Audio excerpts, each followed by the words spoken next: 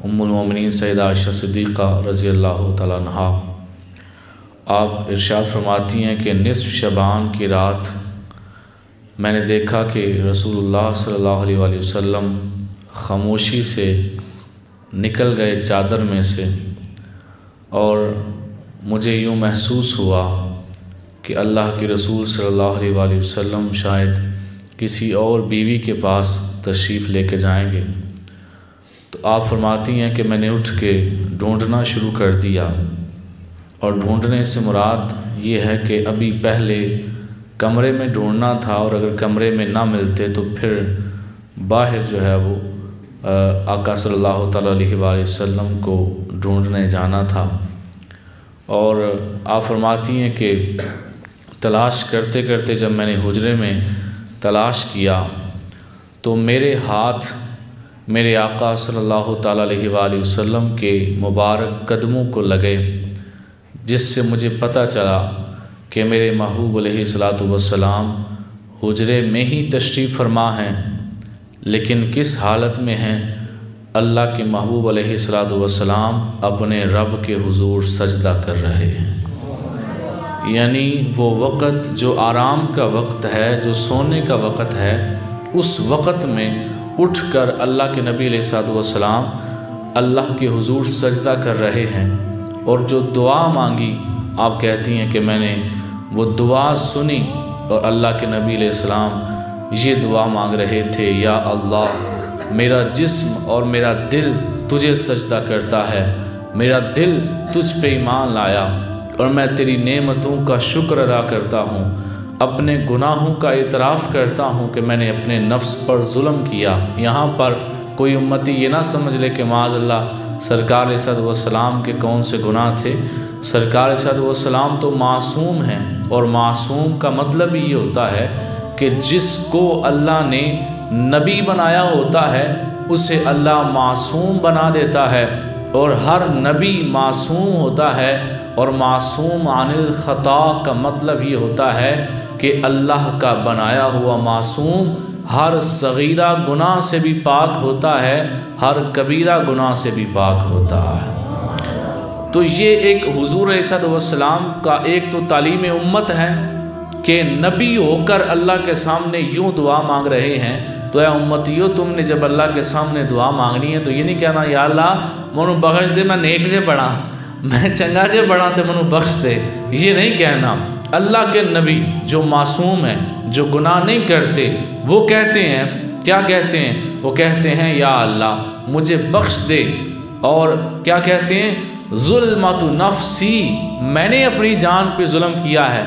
हालांकि अल्लाह के नबी तो गुनाह नहीं करते, लेकिन ये बताया जा रहा है उम्मत को कि जब अल्लाह के सामने जो है वो तौबा करनी है तो बाज़ औक़ात पता है, ये दुनियावी मामलात की चले मिसाल दे देते हैं। दुनियावी मामलात में कभी दो बंदों का झगड़ा हो जाए और हम सुलह करवाने के लिए उनको कहें कि सुलह कर लें, तो वो आगे से एक बंदा जो अपनी तरफ से बड़ा वो बड़ेपन का मुजाहरा करता है, वो पता है क्या कहता है? चल गलती तो नहीं मेरी, चल मैं निकाह हो जाना माफ़ी दे सड़। हालांकि निकाह होना है ऐसी कि तुम होता चल मैं गलत हाँ तो मनु माफ़ी दे सड़।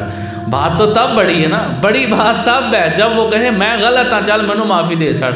और जब बंदा ये कहता है ना मेरी गलती तो कौन नहीं, तो चल मैनू माफ़ी दे सड़, तो फिर वो माफ़ी मांगना नहीं होता, वो बस अपना आप दिखाना होता है कि वे मैं वड्डा, मैं प्याना कि तुम मैनू माफ़ी दे सड़, हालांकि मेरी गलती भी कोई नहीं। तो बड़ी बात तो ये है कि बंदा कहे मैं गलत हूँ, मुझे माफ़ कर दे। पता चला कि जब अल्लाह के हुजूर तौबा करनी होती है तो ये नहीं कहना होता कि या अल्लाह मैंने कुछ नहीं किया मुझे माफ़ कर दे, बल्कि ये कहना होता है कि या अल्लाह मैंने अपनी जान पे जुल्म किया है, तू करम फरमा और मुझे माफ़ कर दे।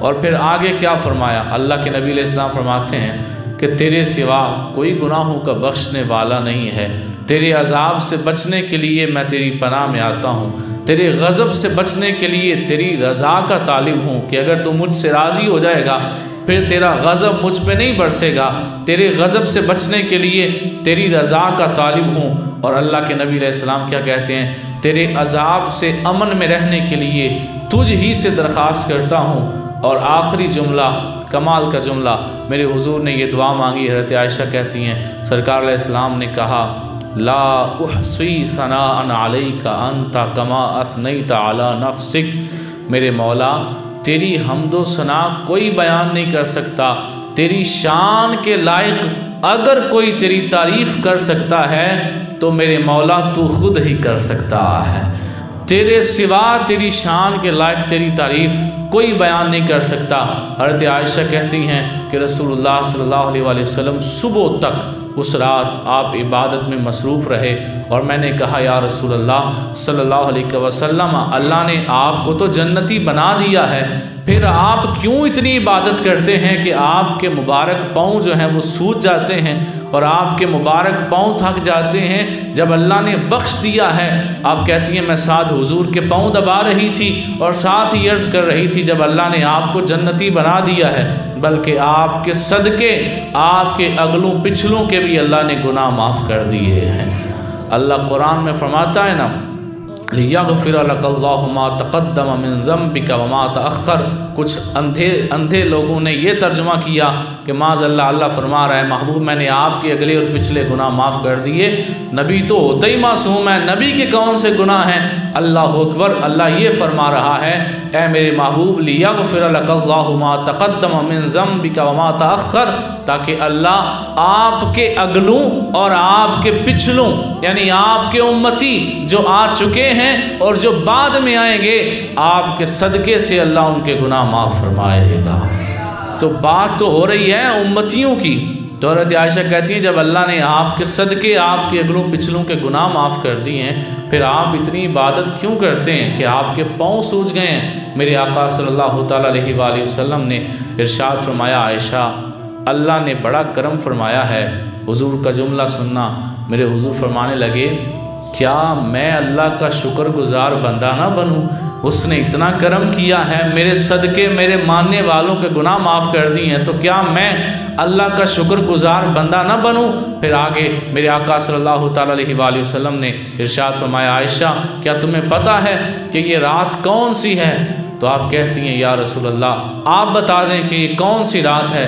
میرے حضور نے فرمایا یہ وہ رات ہے جس میں سال بھر میں پیدا ہونے والے ہر بچے کا نام لکھ دیا جاتا ہے اور ہر مرنے والے کا نام بھی لکھ دیا جاتا ہے، اور اسی رات مخلوق کا رزق تقسیم ہوتا ہے، اور اسی رات ان کے اعمال اٹھائے جاتے ہیں کہ کیا کیا کام یہ کرتے رہے ہیں، وہ اسی رات کو اٹھائے جاتے ہیں۔ تو میں نے عرض کی یا رسول اللہ صلی اللہ علیہ وآلہ وسلم کیا کوئی شخص ایسا نہیں ہے کہ اللہ کی رحمت کے بغیر جنت میں داخل ہو؟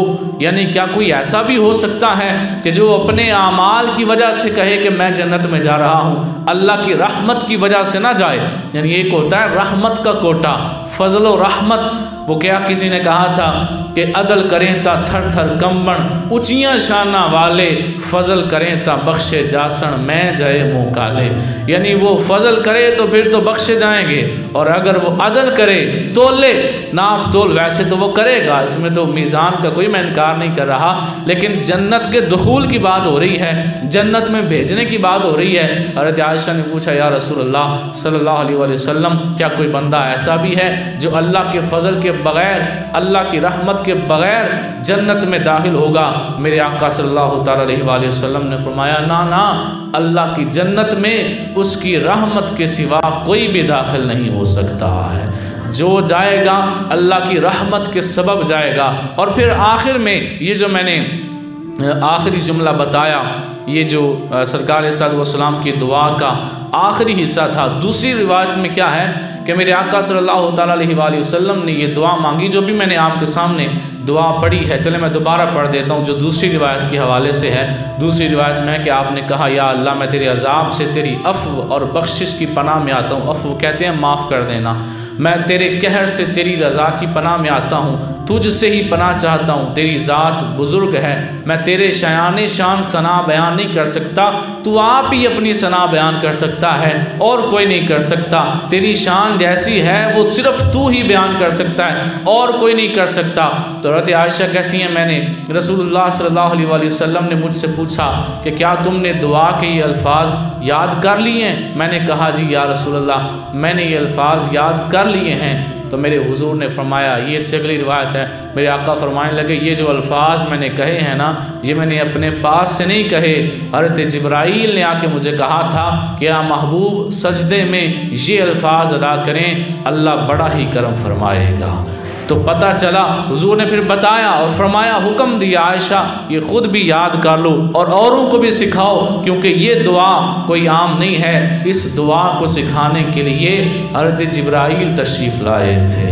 تو پتہ چلا کہ میرے آقا صلی اللہ تعالیٰ علیہ وآلہ وسلم نے خاص طور پر ایک دعا بھی اس رات کے حوالے سے جو ہے وہ ارشاد فرمائی، تعلیم فرمائی، اور اس کے علاوہ میرے آقا صلی اللہ تعالیٰ علیہ وآلہ وسلم بخشے ہوئے ہونے کے باوجود، اور ایسے بخشے ہوئے کہ وہ شفیع بھی ہیں، مشفع بھی ہیں، اور وہ شافع بھی ہیں، ان کی وجہ سے دوسرے بخشے جائیں گے۔ گناہ گاروں کا روز محشر شفیع خیر الانام ہوگا، دلہن شفاعت بنے گی، دولہا نبی علیہ السلام ہوگا۔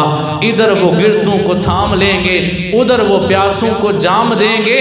عزیز اکلوتا جیسے ماں کو نبی کو اپنا غلام ہوگا۔ جکن کلا پتر اماں نو پیارا ہوتا ہے نا، کلا پتر اکلوتا جیسے ماں کو پیارا ہوتا ہے، عزیز اکلوتا جیسے ماں کو نبی کو اپنا غلام ہوگا۔ حضور ایسے ہیں کہ ان کی وجہ سے دوسرے جنت میں جائیں گے۔ اس سب کے باوجود میرے حضور شب برات کو شب بیداری اتنی کرتے ہیں کہ حضرت عائشہ فرماتی ہیں حضور کے مبارک قدم متورم ہو جاتے ہیں اور میں پھر دباتی ہوں حضور صلی اللہ علیہ وسلم کے مبارک قدموں کو۔ تو میرے محبوب امت کو بتا رہے تھے میں جنتی ہونے کے باوجود، اور جنتی ایسا کہ میری وجہ سے دوسرے جنت میں جائیں گے، پھر بھی اس رات کو عبادت کر رہا ہوں۔ امتیوں سوچو پھر تمہیں اس رات کی کتنی قدر کرنی چاہیے۔ اس رات کا خاص طور پر جیسے کہ میرے آقا صلی اللہ تعالیٰ علیہ وآلہ وسلم نے ارشاد فرمایا کہ اللہ تبارک و تعالیٰ اپنی شان کے مطابق آسمانی دنیا پہ نزول فرماتا ہے، اور اللہ فرماتا ہے کوئی بخشش مانگنے والا، ہے کوئی مجھ سے رزق مانگنے والا۔ تو یہ ایک ایسی عظیم رات آ رہی ہے کہ جو لوگ دنیا سے چلے گئے ہیں، آج اگر ان کی قبروں پہ جا کے پوچھیں کہ بتاؤ شب برات تمہارے مطابق کیسی ہے، تو وہ بول سکتے ہوں، تم تک آواز پہنچا سکتے ہوں، بولتے تو وہ ہیں لیکن ہمارے تک آواز نہیں پہنچتی۔ اگر وہ تمہیں سمجھا سکتے ہوں تو وہ تمہیں سمجھائیں کہ کاش آخری جو شب برات ہماری زندگی میں آئی تھی ہم اسی کو جا کے عبادت کر لیتے، اللہ ہمارے پچھلے گناہ بھی معاف کر دیتا۔ تو اس واسطے شب برات کی قدر اگر زندوں کو نہیں ہے تو جا کے قبرستان والوں سے پوچھیں۔ آج ایک طبقہ ایسا بھی ہے جو کہتا ہے جی یہ شب برات کو جاگنے کی ضرورت نہیں ہے، ایمی جو ہے یہ سنی اپنی عوام کو کہتے ہیں کہ تم ساری رات جاگ کے عبادت کیا کرو۔ پتہ چلا انہیں اصل میں مروڑ کچھ اور ہے۔ پہلے تو کہتے ہیں ہم درباروں کی اس لیے خلاف ہیں کہ وہاں پہ اللہ کا ذکر نہیں ہوتا، قبروں کو سجدے کیے جاتے ہیں۔ ہم تو کہتے ہیں قبروں کو سجدہ کرنا حرام ہے، لیکن چلے ایک منٹ کے لیے مان لیا کہ ادھر یہ سچے ہیں کہ درباروں پہ جانا جائز نہیں کیونکہ وہاں پہ جا کے لوگ سجدے کرتے ہیں، ایک منٹ کے لیے یہ بات مان لی۔ اب بتائیں شب برات کو سجدہ کس کو کیا جاتا ہے؟ اللہ کو کیا جاتا ہے نا، بتائیں سارے کس کو کیا جاتا ہے؟